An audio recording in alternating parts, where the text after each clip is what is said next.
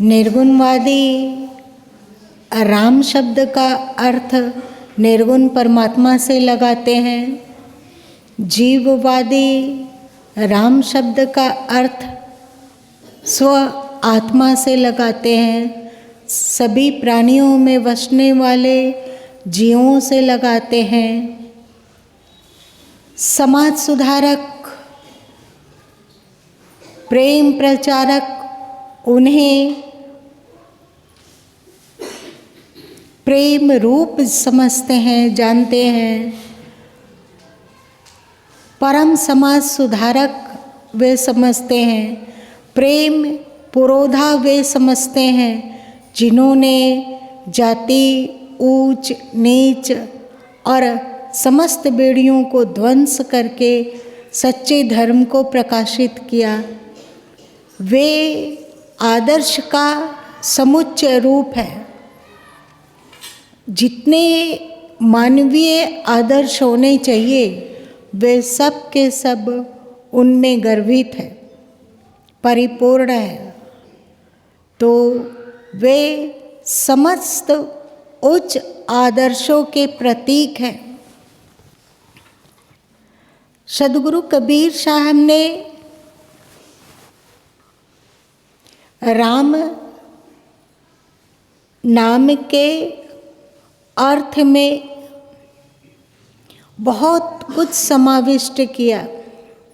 उनकी 2 साखियाँ हैं जिस पर कई बार विचार किया जा चुका है, जिसमें वे अपने 4 राम की चर्चा करते हैं। वे कहते हैं, एक राम दशरथ का बेटा, एक राम घट घट में लेटा, एक राम का सकल पसारा, एक राम सभेन ते न्यारा। इतना अच्छा उन्होंने श्रृंखलाबद्ध राम शब्द को व्याख्यायित किया कि हृदय चकित हो जाता है और हतप्रभ भी हो जाता है। सुड़ी बर सुड़ी कर्मशः एक राम दशरथ का बेटा। आप भौतिक आकार जगत में यदि देखो तो दशरथ नंदन श्री राम अनमोल है। जब तक उनके आदर्शों, उनके विचारों, उनके कार्यों को आप नहीं अपनाते हो, उनके आदर्शों को अपने जीवन में नहीं उतारते हो, तो आप अगले राम को नहीं जान सकते हो। सबके प्रति प्रेम, सौहार्दता और जो भी आपका कर्तव्य है, माता पिता के प्रति कर्तव्य है, गुरु के प्रति कर्तव्य है, भाई बहनों के प्रति कर्तव्य है, प्रजाजनों के भी प्रति कर्तव्य है, पत्नी और पति में कर्तव्य है और राष्ट्र के प्रति कर्तव्य है, समस्त प्राणियों के प्रति कर्तव्य है। कोशिश करना होगा कि उन कर्तव्यों को हम श्री राम की भांति ही अपने जीवन में उतार सकें। जब उनकी मर्यादा और उनके गुणों को हम जीवन में उतारते हैं तो स्नेह स्नेह हम लोगों का अंतःकरण निर्मल होता जाता है। और जब अंतःकरण निर्मल हो जाता है तो हम सब घटवासी, सबके भीतर आत्मा रूप से निवास करने वाले श्री राम को जान पाते हैं, समझ पाते हैं, उसका अनुभव कर पाते हैं। आत्म तत्व का अनुभव और आत्म तत्व का बोध जब तक ना हो तब तक हम सर्वव्यापी राम को तो जान ही नहीं सकते हैं। आपके आचरण में जब तक श्री राम का आदर्श, दशरथ नंदन श्री राम का आदर्श परिपूर्ण नहीं हो जाता, तब तक आप आत्मा राम को नहीं जान सकोगे।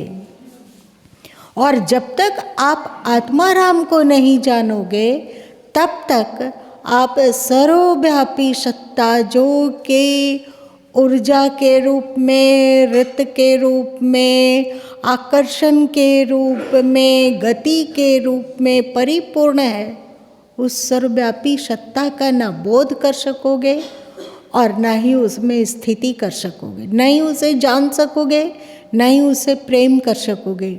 ना वो आपको अंग संग लगेगा कि जैसे सदगुरु कबीर साहब ने कहा, पाछे पाछे हरी फिरे कहत कबीर कबीर। इसकी अनुभूति नहीं होगी कि वह सत्ता आज भी अपने भक्तों के पीछे पीछे चलता है। इसकी अनुभूति के लिए तो आपको श्री दशरथ नंदन राम के आदर्श को अपने जीवन में धारण करना होगा। आत्मा राम की पहचान करनी होगी, उसमें स्थिति बनानी होगी, तब आप जानोगे कि वो ईश्वर आपसे दूर नहीं है। वह नृत्य के रूप से आपके पीछे पीछे चलता है और प्रतिपल मार्गदर्शन करता है। क्या करना है, क्या नहीं करना है। आपका चित्त अशांत है तो इस अशांति को कैसे दूर भगाएं, अथवा आपके जीवन में कोई प्रतिकूलता अथवा विघ्न बाधा है तो उसका निर्मूलन कैसे हो। इन सब बातों की प्रेरणा उस अदृश्य सर्वव्यापी राम से मिलती रहती है। और जो अदृश्य ईश्वर राम को नहीं जानता है, सर्वव्यापी ईश्वर तत्व को नहीं समझता है, वो इन सबसे परे जो राम तत्व है उसको भी नहीं जान सकता है।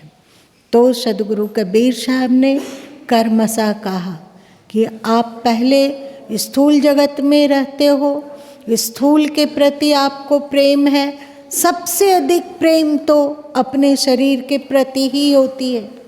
उसके बाद फिर अपने परिजनों के शरीर से प्रेम होता है, चाहे वो संतान हो, चाहे पति पत्नी हो, चाहे माता पिता हो, चाहे भाई बहन हो, इन सबसे प्रेम होता है। हम लोग प्रेम करते हैं, चाहे वो गुरु हो, चाहे वे संत हों, हैं तो आकार ही।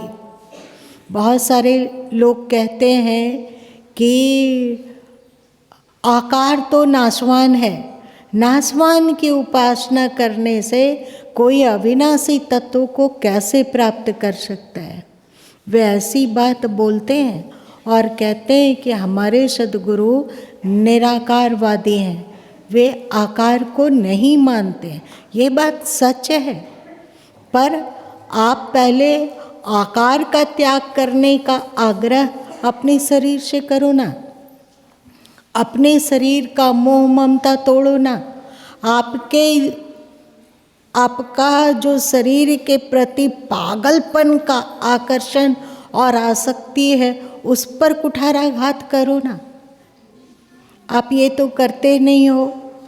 आप जो परिजन हैं, जिसके प्रति आपका मोह हो जाता है, उस मोह पर तो आप कुठाराघात करते नहीं हो, तो किसी महान व्यक्तित्व के धनी के प्रेम को आप त्याग करके क्या प्राप्त कर लोगे? कौन सा तीर मार लोगे? कौन सा हीरा पालोगे? कुछ नहीं पाओगे। आदर्श के प्रति प्रेम हर हालत में होना चाहिए। उनके नाशवान शरीर में जो आदर्श उभर कर प्रकाशित हुआ, उसके कारण वे श्रद्धेय हैं, चाहे कोई भी हो, चाहे वे कबीर हो या नानक हो या बुद्ध हो या महावीर हो, चाहे हमारे प्राचीन ऋषि महर्षि हो, चाहे और कोई हो। यदि किसी में महानता उतरी है तो वो पूजनीय है, और इस पूजनीयता को अपनाने पर आश्रेष्ठ के प्रति जो आकर्षण है, मोह है, आसक्ति है, उस पर चोट अवश्य लगेगी। तो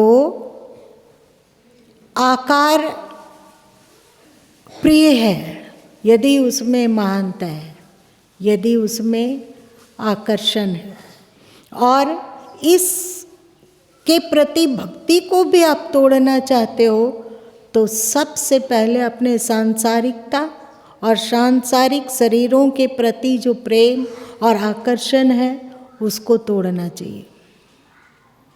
आप जब आदर्शतम आचरण को जीते हो, उसके प्रति सम्मान भाव रखते हो, तो आपके भीतर आदर्श का विस्तार होना सरल हो जाता है, सरल हो जाता है। तब आपका अंतःकरण निर्मल होता है निष्काम कर्म से, तो आप आत्माराम को समझने लग जाते हो। आत्माराम को समझने पर सर्वव्यापी सत्ता से भी आपका परिचय हो जाता है, और सर्वव्यापी सत्ता में डुबकी लगाने पर, ध्यानरत होने पर आप जो इन सब से परे जो असंग तत्व है, जो सबको सत्ता देने वाला है, उसके प्रति भी भाव विभोर होते हो और उसका भी आपको बोध हो जाता है। इसलिए जो निर्गुणवादियों में अजीब तरह का पागलपन आ जाता है कि हम उनको नहीं मानते हैं, उनको नहीं मानते हैं, उनको नहीं मानते हैं, उनको नहीं मानते हैं, तो ये पागलपन मिटता है और लगता है कि जहाँ भी महानता प्रकाशित हुई वो पूज्य हैं, आदर्श हैं और एक हम लोगों के आइडियल है, मतलब जिसे कि अपनाया जा सके। स्नेह स्नेह आपका आध्यात्मिक विकास भी होता जाता है। आप जैसे जैसे गुणवान होते हो, जैसे जैसे आपका अंतःकरण शुद्ध होता है, तो आप शाश्वत शांति, शाश्वत सुख, शाश्वत प्रसन्नता को प्राप्त करते जाते हो। अभी हम लोगों ने राम रक्षा स्तोत्र का पाठ किया। इसके पीछे, इस पाठ के पीछे उद्देश्य यह है कि जो राम मंदिर प्राण प्रतिष्ठा का आयोजन है वो निर्विघ्न पूरा हो, किसी भी तरह के का विघ्न बाधा इसमें ना आए। सब प्रेम पूर्वक और उत्साह पूर्वक इसमें सम्मिलित हो।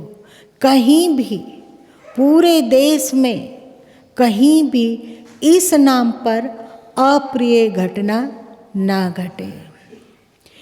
हमें विश्वास है कि समस्त सनातन धर्मावलंबियों की भी यह इच्छा अवश्य है?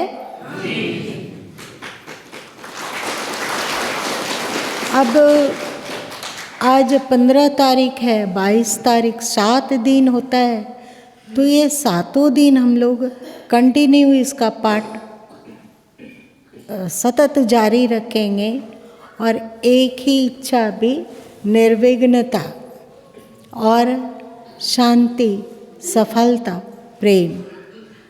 आज इतना ही रहने दो। सद्गुरु की कृपा से आज मकर संक्रांति भी है, तो मकर संक्रांति के अवसर पर ज्ञान सूत्र भी पढ़ लो। ज्ञान सूत्र। मकर संक्रांति। मकर संक्रांति के अवसर पर सभी को गुरु गोविंद की ओर से ढेर सारा आशीर्वाद। इसे उत्तरायण पर्व भी कहते हैं। आज से सूर्य उत्तरायण की ओर चलेंगे। आज से दिन बड़ा और रात छोटी होती जाएगी। इस दिन लोग विशेष स्नान कर तरह तरह के अन्न, दही, तिलहन, दलहन, गुड़ आदि का दान करते हैं। यह त्यौहार कुंडली दोषों को दूर करने में सक्षम बतलाया जाता है।